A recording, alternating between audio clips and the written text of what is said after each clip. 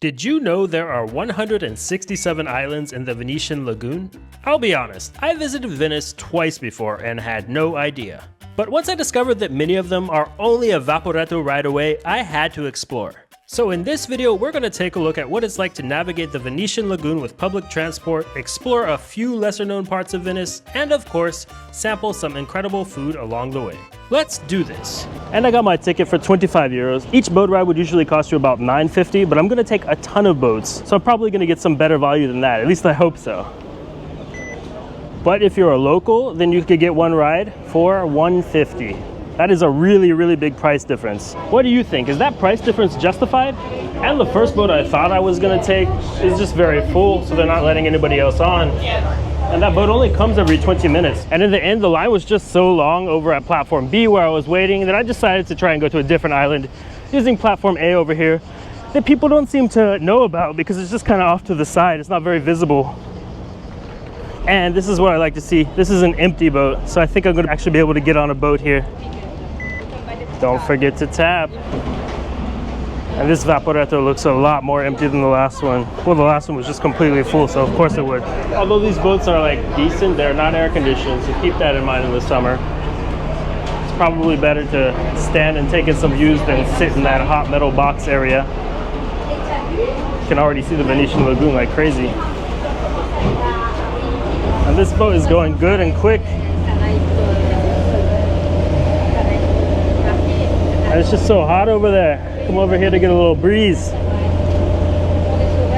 But yeah, you've heard of San Marco and all of these islands over here in Venice. But there's actually many more islands. So right now I'm headed to the island of Burano, which is relatively visited by tourists, but it's not as popular as another nearby island, Burano, which is where they do all of this glass blowing and stuff. It's pretty famous for that. It's all over there. I've never been to Burano, so I'm looking to just do a little bit of walking around. I've heard it's a beautiful place and there might be a nice coffee shop or two there. But right now I'm just passing by this cemetery, which happens to be where Igor Stravinsky is buried, and I didn't even know that until this trip. It's very interesting. I mean, he's one of my favorite composers after all. But it's not so easy to visit that island. I think you can only go with a private tour if you can even go at all. Actually, I'm not sure. But all of these other islands, they're fair game for visitors. And luckily the Venetian Lagoon is pretty calm most of the time. I guess it is relatively deep water, salty water by the way, but it's not like you're in the middle of the ocean or anything. Just give a view of the back of the boat. And one thing that is super cool about Venice if you're in aviation is that you can watch airplanes land while you're on a boat. That's just an easy jet landing over at Marco Polo Airport, or VCE. So it's very fun to take these boats, and I think the day pass is the way to go. That is, if you think you can find a place on the boat. So I'm almost over to Burano, but after that there was one more really cool place that we'll get to on the boat, and a lot of people don't even know about it. And as we go over to Burano, we're just crossing across the length of the islands of Murano, and it's really cool to see these warehouses or kind of smaller factories over there where they blow glass still. But that place just looks swamped with tourists today, so I'm going to be avoiding it, at least for now. And if you're wondering where the exact best spot to stand on a Vaporetto is, I think I've found it. It's right here in the corner where you get great views and there's a breeze all the time. So even though there's no AC or anything like that, right here it's actually pretty okay. Over there it's burning up. And since there are no cars in Venice, well, in Venice Mestre of course there are cars and all that kind of stuff, but in Venice proper, in the islands, there are no cars. There are just boats and your feet. But for the boats they've got these cool little water highways, which I've actually seen in other parts of Italy, but they're very intricate, and it's kind of just neat to drive through them and just be on the water basically. And some of these islands on the way you can't even get to with a Vaporetto, like this one. I looked on the map and it looks like there's an art museum here, but I guess you just have to take a water taxi. And sailing through this Venetian Lagoon is kind of like just taking a ride through thousands of years of history. Each island's got its own story, and I'm very interested to go find out about the story they've got in Burano today. But as I understand it so far, these islands up here many hundreds of years ago used to be much more populated, but due to the Black Plague, a lot of the population died off, and then a lot of the industry also became based in other parts of Venice, so people moved out. And you can see there's an abandoned building right as we get to our final leg of the ride here. And just beyond that abandoned building, in the main part of Burano, you've got, I guess it's the Leaning Tower of Burano, I don't know. Is this your first time visiting Burano? Ah, okay. Where are you visiting from? Germany, okay. Where do you live in Germany? Ah, okay. We live nearby Berlin as well. Are you from Brandenburg originally? Are you kommst du aus Brandenburg? Born in Berlin, but now we are outside. Ah, yeah. That's kind of happened there, unfortunately.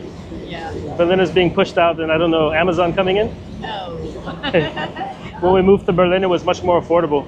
Now it's expensive. Might as well live in Venice. Yeah, but the thing is the same price. Yeah, But it's beautiful here. I love it really. yeah, very nice. First time here. In Venice. Yeah. Ah, okay. So and I'm running all over the point street. It's not that crowded. I was afraid I did school, but I can make some steps by my own. Yeah. But you get like 2 blocks outside of the popular area, and then there's nobody there, and it's even nicer, or only locals are there. But that was definitely not the Leaning Tower of Burano over there, because that's a different island. This is Burano, and it looks like we're just about to pull into port, so I'm very interested to see what I'll find on this island. And this is the station. The main thing I know about Burano is that it's got all these beautiful colored houses everywhere. So I'm gonna walk around and see what those are like. This island town has been here for well over 1,000 years, and historically it was known for lace making. Today the biggest industry is tourism, but only a fraction of the millions that visit Venice each year end up in Burano. And while at every twist and turn over in the other parts of Venice you might feel like, I don't know, you're getting ripped off, or it's just a hustle and bustle that you can't get away from, here's the complete opposite of that. The whole island is just chilled out, and there's some really cool stuff to see here. I think this tilting church is pretty impressive. Well, actually, it's just the church's bell tower to be exact. The Campanile Storto di Burano in Italian.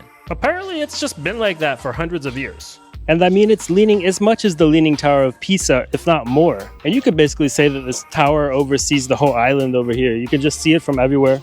Though at the angle I'm at, you can barely see that it's leaning. It really is leaning a lot. But just over here, you've got more islands and more islands. And I mean, just coming out through the Venetian Lagoon for one day is not even enough. There's so many islands here.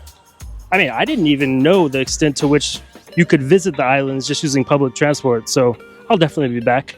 And now I'm just giving it that complete 360-degree view. And each side just looks really cool. So once I completed my efforts to run around town like a madman, taking in each angle of the bell tower, I thought I'd actually go inside the church to see it. It's a church, all right. There is really a limit though to just how long you can wander around the town of Burano before crossing paths with a humble eatery serving up something tasty. And being an island surrounded by fish, I've heard that they have really good fried fish here. So I'm over at El Banchi and I'll just see how good the fried fish could be. So really the big catch here is the mixed fried fish. So we have small, that is for 1, medium means to share into, and the big is for 3 or maybe 4. Medium was the recommended portion for 2 people, and for me and my wife it was just perfect. You get a few different types of fried fish, calamari, shrimp, octopus, and some great local polenta. Wow, this fish is seriously good. But there's only so much time I have to spend on this island, and now it's time to go back on the boat to a new and very special place. It looks like this boat might be kind of packed. Let's see. And wow, this sure is a nice boat ride. And now I'm really headed out into the lagoon. And all the space out here in the lagoon is such a contrast to the small streets in Venice. But everything you see behind me is still a part of the metropolitan city of Venice. I mean, the first time I visited here, I had no clue that you could take a long hike through a green forest to a beach. And although I won't be going on a walk through the forest today, there will be a beach involved. And it's one of my favorite beaches in the world. I've just got to take one short bus ride to get where I'm going. And out the window here, you see the Venetian Lagoon. But just a few blocks away from me is the Adriatic Sea. And even though you can't go swimming in the canals in Venice, Venice has a giant Lido. And it's got a beach that just goes on for kilometers and kilometers. The majority of it is unfortunately paid, like you see right here. But if you just go over here, there are free beaches. And you can enjoy the water.